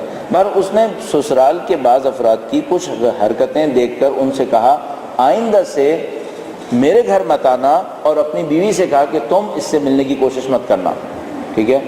اچھا، اس نے کہہ تو دیا، اب ایک اور مشکل ہو گئی، اس کے جو بچے ہیں وہ اپنے باپ کے غصے کو سہتے رہتے ہیں، غصے کو سہتے رہتے ہیں، ان کے دل میں یہ بات آ گئی کہ یہ کسی وقت ہمیں بھی ہماری ماں کے ساتھ یہی کروائے گا، کسی وقت ہم پہ غصہ کرے گا، ہم سے کہے گا یہاں سے نکل جاؤ، آئندہ سے یہاں نہیں آنا، اور اپنی بیوی سے کہے گا کہ آئندہ تمہیں ان سے ملنے کی کوشش نہیں کرنا۔ وہ اس بات کو لے کر اتنا بیٹھ گئے کہ ان کو اپنے باپ سے نفرت ہونے لگی۔ کیا اس نے سوچا ہوگا کہ یہ ہو سکتا ہے؟ قطعاً نہیں، اس کے ذہن کے کسی گوشے میں بھی نہیں ہوگا، لیکن ہو سکتا ہے، یہ ہو رہا ہے، پریکٹیکلی ہو رہا ہے۔ آپ اور میں نہیں جانتے ہمارے اور آپ کی حرکتیں بعض اوقات کتنی دور تک جا کر اثر انداز ہو رہی ہوتی ہیں، کوئی ہم سے پوچھے ہم نہیں جانتے۔ تو برادر، اس کامن کوشچن کے سلسلے میں جو بہت عمومی سوال ہے وہ یہ کہ مثلا صرف جھگڑا کرنا جانتی ہے، یا کوئی عورت کہہ سکتی ہے کہ مرد صرف جھگڑا کرنا جانتا ہے، میں کہوں گا روٹس کو جا کے چیک کریں، کیوں جھگڑا ہو رہا ہے، ان روٹس کو سالو کرنے کی کوشش کریں، اور سب سے زیادہ اپنے عمل کے اوپر غور کریں۔ ہماری زندگی میں کوئی ایسی چیزیں ہو سکتی ہیں جو ہمارے اطراف میں لوگوں کے لیے عذاب بنی ہوئی ہوں گی اور ہمیں پتہ نہیں چلے گا۔ جی ہاں سر، گزارش یہ ہے کہ آپ نے بھی گفتگو کے دوران ایک پہلو کی طرف نشاندہی کی ہے، وہ ہے میل ڈومیننٹ سوسائٹی اور اس میں مرد کا سیلف سینٹرڈ ہونا۔ اگر آپ کی گفتگو سے کوئی طائب ہو کے آج یہ سوچنے پہ اس نشست سے جاتا ہے کہ میں اپنے آپ کو چینج کروں، لیکن وہ اپنے آپ کو اپنی فیملی سے اتنی دور لے جا چکا ہے لکھنے میں، وہ اس کمیونیکیشن گیپ کو کیسے نزدیک لے کے آئے، اس کی کوشش کیسے کرے کہ وہ جو اگر کوشش کرنا بھی چاہتا ہے اس نے اپنے آپ کو اپنی فیملی یا اپنے بھائیوں سے یا اپنے بھائی سے اتنا دور کر لیا ہے، اپنے آپ کو اتنا میں لے کے اوپر چلا گیا ہے، وہ کیسے نیچے ہاں، بہت ویلڈ اور بہت امپورٹنٹ کوشچن ہے۔ وہ یہ کہ ایک آدمی نے غلط کیا، غلط کرنے کے نتیجے میں بہت دور چلا گیا ہے، اس کی فیملی دور ہو گئی ہے، اب یہ واپس آنا چاہتا ہے، واپس کیسے آئے؟ چونکہ ابھی ایک مشکل یہ پیش آئے گی، یہ اپنے آپ کو صحیح کرنے کی کوشش کرے گا، سامنے والے صحیح نہیں ہوں گے۔ شروع میں وہ کیا کہیں گے، اس کی کوئی ویکنس پھنسنے والی ہے اس لیے ہمارے ساتھ صحیح ہو رہا ہے، وہ کہیں گے یہ سیاست کر رہا ہے، یہ مکاری کر رہا ہے، صحیح ہے۔ اس کو ایک بات سوچنی چاہیے، اگر 20 سال اس نے غلطی کر کے لوگوں کے دل دکھائیں تو اب ان لوگوں کا حق کتنے سال پر ہے؟ 20 سال ان کا بھی حق ہے کہ وہ شک کریں کہ جو یہ کر رہا ہے وہ صحیح کر رہا ہے یا کوئی مکاری کر رہا ہے۔ بہت محنت کرنی پڑے گی، بہت محنت کرنی پڑے گی، لیکن ان تمام کے باوجود ایک بات طے شدہ ہے، ہم انسان لوگ پتھر نہیں ہیں، انسان پھر انسان ہے۔ اگر محنت کرتے رہیں گے کہیں نہ کہیں اس نے اثر دینا ہے، اور خاص کر اس وقت محنت کریں جب پرانی عادت کے تحت توقع بھی نہیں تھی کہ یہ کام ہوگا، اور آپ کر کے دکھا دیں۔ جب مثال کے طور پر کوئی ایسا کریٹیکل ایشو ہے جہاں پرانی عادت کے تحت اس کو بالکل باسٹ ہو جانا چاہیے تھا، اپنے آپ کو کسی اور طرح سے دکھانا چاہیے تھا، اور اس وقت یہ اپنے بیہیویئر کو چینج کرے، خاص کر معاف کرنے میں، درگزر کرنے میں۔ جو مجھے سمجھ میں آتا ہے اب تک، پتھر سخت ترین انسانوں کو بھی درگزر کے ذریعے تبدیل کیا جا سکتا ہے، اور اس کی وجہ یہ ہے کہ جب انسان درگزر کرتا ہے تو شاید انسان اثر نہیں ڈالتا، پھر خدا اثر ڈال رہا ہوتا ہے، تو پھر خدا تبدیل کر رہا ہوتا ہے۔ تو مثال کے طور پر اگر یہ آدمی ایسا کرے کہ اپنی کوشش کو جاری رکھے، سامنے والے غلط رد عمل دکھائیں گے، یہ سمجھاتا رہے کہ میں اپنے آپ کو چینج کر رہا ہوں، میں اپنے آپ کو چینج کر رہا ہوں، اور ان کی غلطیوں کو معاف کرتا رہے اپنے خدا کے حضور کہ خدایا ٹھیک ہے، میں نے ان کے ساتھ غلط کیا تھا، اب یہ میرے ساتھ غلط کر رہے ہیں، میں ان کو معاف کرتا ہوں۔ میں سمجھتا ہوں اس کام کو مسلسل کرنے کے نتیجے میں وہ انسانوں کو تبدیل کر لے گا۔ بالآخر یہ لوگ اس جگہ پر اسی کے بیہیویئر کی وجہ سے پہنچے ہیں، اگر یہ تبدیل کرنے کی کوشش کرے گا یہ سب واپس آئیں گے۔ درگزر کرے، مشکلات میں ساتھ دے، مشکلات میں ساتھ دے، جتنا درگزر کریں گے، جتنا مشکلات میں دوسروں کا ساتھ دیں گے، زندگی آسان ہوگی۔ اچھا، اب ممکن ہے کوئی یہ کہے کہ نہیں، میں نے 10 سال ہو گئے درگزر کر کر کے اور مشکلات میں ساتھ دے دے کر دیکھ لیا ہے کہ اب بھی وہ تبدیل نہیں ہوتے، تو میں کہوں گا اس سے بہتر ہے کہ میں خراب رہوں تو وہ خراب رہے، پھر بہتر ہے، کم سے کم میں اللہ کے حضور تو سرخرو ہو جاؤں گا۔ یعنی اگر میں خراب تھا اور میری خرابی کی وجہ سے وہ خراب ہوئے تھے، اب میں صحیح ہو گیا اور وہ اب بھی خراب ہیں، میں کہوں گا یہ صورتحال پھر بھی بہتر ہے کہ میں صحیح ہو جاؤں اور وہ خراب ہو جائیں۔ کیوں؟ کیونکہ میں خدا کے سامنے کم سے کم یہ تو کہہ سکتا ہوں اب کہ میں صحیح تھا، تو یہ صورتحال پھر بھی بہتر ہے. ہر صورت میں ہمیں اپنے آپ کو تبدیل کرنا ہوگا, دوسروں کے اوپر تبدیلی کی کوشش کرتے رہیں گے. اگر تبدیل ہو گئے مطلوب حاصل ہو گیا, تبدیل نہیں بھی ہوئے تو ہماری غلطی تھی ان کو اس جگہ پہ پہنچانے میں, اور ہم اللہ کے حضور کہہ سکتے ہیں کہ خدایا کم سے کم میں نے اپنے آپ کو تبدیل کر لیا. اچھا, ایک پوائنٹ میں نے بیچ میں عرض کیا تھا, اس کو دوبارہ دہرا دیتا ہوں کیونکہ بیچ میں بہت تیزی سے بتایا تھا. بعض اوقات ہماری ایسی خرابیاں ہوتی ہیں جن پر ہم بالکل بھی توجہ نہیں دیتے, دوسروں کی زندگی کے لیے عذاب ہوتی ہیں, اور اپنے سیلف سینٹرڈ ہونے کی وجہ سے ہم توجہ نہیں دے پاتے کہ میری یہ غلطی دوسروں کے لیے کتنی بڑی عذاب ہے. میں نے ایک بچے کو ٹاپک ملا کہ وہ اپنی زندگی کے اوپر کچھ لکھے, کچھ پیجز لکھے. تو اس نے ڈسکرپشن لکھا اور اس کے بعد اس نے وہ دے دیا کہ آپ پڑھیں. میں نے وہ پڑھا تو میں نے اس ڈسکرپشن کے اندر اس بچے کا کرٹیسزم دیکھا اپنے باپ کے اوپر, بالکل ویلڈ کرٹیسزم. اس نے لکھا بچپن میں میرا باپ ایسا تھا, جب میں لڑکپن میں آیا تو میرا باپ ایسا تھا, جب میں جوانی میں آیا تو میرا باپ ایسے تھا. تینوں اسٹیجز میں امپروو ہوا تھا. لڑکپن میں بہت خراب تھا, بچپن میں بہت خراب تھا, لڑکپن میں تھوڑا بہتر ہوا, جوانی میں بہت بہتر ہو گیا. ٹھیک ہے, لیکن اس نے باپ کی جس خرابی کو پوائنٹ آؤٹ کیا تھا اس کے باپ کو اس خرابی کا پتہ ہی نہیں تھا, اور بچے کے ذہن پر اتنا بوجھ تھا کہ جوانی تک اس کو یاد تھا کہ بچپنے میں میرے باپ نے یہ خرابی کی. بہت چھوٹی سی کوئی چیز ہو سکتی ہے آپ کی اور میری خرابی, جو ہمارے اطراف کے لوگوں کی زندگی کو عذاب بنا رہی ہوگی, ہمیں پتہ بھی نہیں ہوگا کہ اس سے یہ لوگ عذاب میں آئے ہوئے. مثال کے طور پر معذرت کے ساتھ عرض کر رہا ہوں لیکن ہو سکتا ہے, مثلا گالیاں دینا. معمولاً گالیاں دینے والے کو پتہ نہیں ہوتا کہ میں گالیاں دے رہا ہوں, اور کچھ ثقافتوں کا حصہ ہو جاتا ہے گالیاں دینا, تو پتہ ہی نہیں چلتا کہ کیا ہو رہا ہے. اور بچہ مثال کے طور پر اس ثقافت کا حصہ نہیں ہے, وہ اپنے باپ کی اس حرکت کو فیل کر رہا ہوتا ہے کہ یہ ایسا ہے, لیکن کہہ نہیں سکتا, تبدیل بھی نہیں کر سکتا, سوائے کوڑنے کی کوئی راستہ نہیں ہے. اس طرح بہت ساری چیزیں ہو سکتی ہیں, اور ممکن ہے کہ پتہ بھی نہ چلے اس مرد کو یا اس باپ کو کہ اطراف کے لوگ میری کس حرکت سے عذاب میں آئے ہوئے, اور آخر تک حیران ہو کر پوچھتا رہے کہ یہ لوگ میرے ساتھ ایسے ناانصافی کیوں کرتے ہیں, یہ میرے ساتھ ظلم کیوں کرتے ہیں. اس کو پتہ نہ ہو کہ میں جو ظلم کر رہا ہوں وہ کون سا ظلم ہے. کوئی اور چیز جیسے غصہ فرماتا ہے مجھے سمجھ نہیں آتی دنیا میں ہیٹ کیوں کرتی ہے. مثلا بالکل صحیح. مثلا امریکی صدر کہتا ہے ہمیں نہیں پتہ دنیا امریکہ سے نفرت کیوں کرتی ہے, کہ جب اتنے مظالم کرتے ہیں اور خود نہیں دیکھتے ہیں اور اس کے بعد پوچھتے ہیں دنیا کیوں نفرت کرتی ہے. اور کسی اور کے ذہن میں کوئی کوشچن نہ ہو تو ہم اس کو وائنڈ اپ کرتے ہیں آخر میں. جی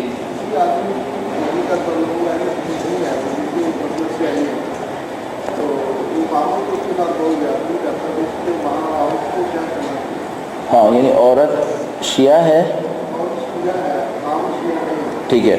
ہاں, مثلا انہوں نے کہا کہ ایک گھرانے میں شادی ہوئی ہے جس میں مرد اہل شیعہ نہیں ہے, عورت شیعہ ہے, اور وہ مرد اس کے اوپر ظلم کرتا ہے. سب سے پہلے تو میں یہ سوچوں گا کہ اس کو شادی سے پہلے سوچ لینا چاہیے تھا کہ اگر وہ کسی ایسے گھر میں جا رہی ہے جہاں پر یہ مسئلہ ہے تو اس کو کیسے ڈیل کرنا ہوگا. اگر والدین نے بھی کیا تھا تو والدین کو سوچ لینا چاہیے تھا کہ بھئی اگر ہم اس طرح کی کسی جگہ پہ بھیج رہے ہیں تو آگے کیا ہوگا. اور اب فرض کر لیتے ہیں کہ نہیں, کسی بھی وجہ سے وہ عورت اس مشکل کے اندر پھنس گئی ہے. اب میں پھر یہ کہوں گا کہ اپنے کردار کے ذریعے سے, جو میں ہمیشہ معتقد ہوں, عرض کر رہا ہوں, پتھر کو بھی بہرحال نرم کیا جا سکتا ہے, پتھر کو بھی نرم کیا جا سکتا ہے. میں اس کیس کو اس طرح دیکھتا ہوں, میرے ایک دوست تھے, دوستی سے پہلے وہ اہل سنت تھے اور ان کے اندر شیعت کے اوپر توجہ کا جذبہ ہوا, انہوں نے شیعت پر توجہ دی اور وہ شیعہ ہو گئے. کچھ عرصے کے بعد شیعہ ہو گئے. ڈسکشن انہوں نے بہت کیا. شیعہ ہونے کے بعد انہوں نے ایک شیعہ گھرانے میں شادی کی, ایک شیعہ بچی سے شادی کی, لڑکی سے جس کے گھرانے کو میں بھی جانتا تھا. اب وہ آ گئی اپنے شوہر کے گھر پر, اور اب اس کے سامنے ٹاسک یہ تھا کہ اس نے اپنے شوہر کے سارے گھرانے سے تعلقات رکھنے تھے. شادی میں سے شرائط میں سے لڑکے نے ایک شرط یہ رکھی تھی کہ میری بیوی صرف مجھ سے تعلقات نہیں رکھے گی, میرے گھر والوں کے ساتھ بھی تعلقات رکھے گی. یعنی ایسا نہ ہو کہ یہ مجھ سے یہ کہے کہ میں شیعہ ہوں, میں تمہارے ساتھ بیٹھوں گی, لیکن تمہارے مثلا فیملی والے چونکہ سنی ہیں ان کے ساتھ میں نہیں بیٹھوں گی. تو اس نے کہا کہ نہیں بیٹھنا ہوگا. اس نے کہا ٹھیک ہے, میں چیلنج قبول کرتی ہوں, بیٹھوں گی. اور اس کے بعد جب اس نے تعلقات کرنا شروع کیے تو اب یہاں پہ ایک ایشو تھا کہ ان کے دلوں کو جیتیں کیسے. جو یہ سمجھ رہے ہیں کہ یہ لڑکی ہمارے بھائی کو لے کے چلی گئی ہے، جبکہ پہلے وہ کنورٹ ہوا تھا، اس کے بعد اس نے شادی کی تھی، لیکن ان کے ذہن میں یہ تھا کہ نہیں، یہ لڑکی سبب بنی ہے کہ یہ لڑکا شیعہ ہو گیا. ٹھیک ہے، تو محنت کرنی پڑے گی، پرخلوص محنت کرنی پڑے گی، جدوجہد کرنی پڑے گی، تب کہیں جا کر ہم کسی کے دل کو نرم کر پائیں گے. اچھا، یہاں پر ایک اور کوشچن ہوتا ہے، بعض جگہ پہ کچھ حقوق ہمارے ہوتے ہیں، کچھ سامنے والے کے حقوق ہوتے ہیں. جب ہم سامنے والے کو دیکھتے ہیں کہ وہ حق ادا نہیں کر رہا، تو ہم جو خود حق ادا کر رہے تھے وہ بھی نہیں کر رہے ہوتے، اس سے معاملہ اور خراب ہونا شروع ہو جاتا. لیکن اگر ایسا ہو کہ وہ حق ادا نہ کرے، ہم حق ادا کرتے رہیں، تو پھر امید باقی رہتی ہے کہ شاید سامنے والا کبھی تبدیل ہوگا. البتہ بعض اوقات معاملہ بہت خطرناک جگہ پہ پہنچ جائے گا. جب کسی ایسی جگہ پہ پہنچ جائے گا جہاں معاملہ حل نہ ہو سکے، تو مکروہ ترین چیزوں میں سے ایک چیز طلاق ہے بالآخر. اگر کوئی ایسی جگہ پہنچ جائے جہاں پر کوئی حل باقی نہ رہے اور یہ داستان بہت دیر میں پہنچے گی، تو ظاہر ہے کہ حلال چیزوں میں مکروہ ترین پھر وہ طلاق ہے. بارہ آپ کی توجہ کا انتہائی شکریہ.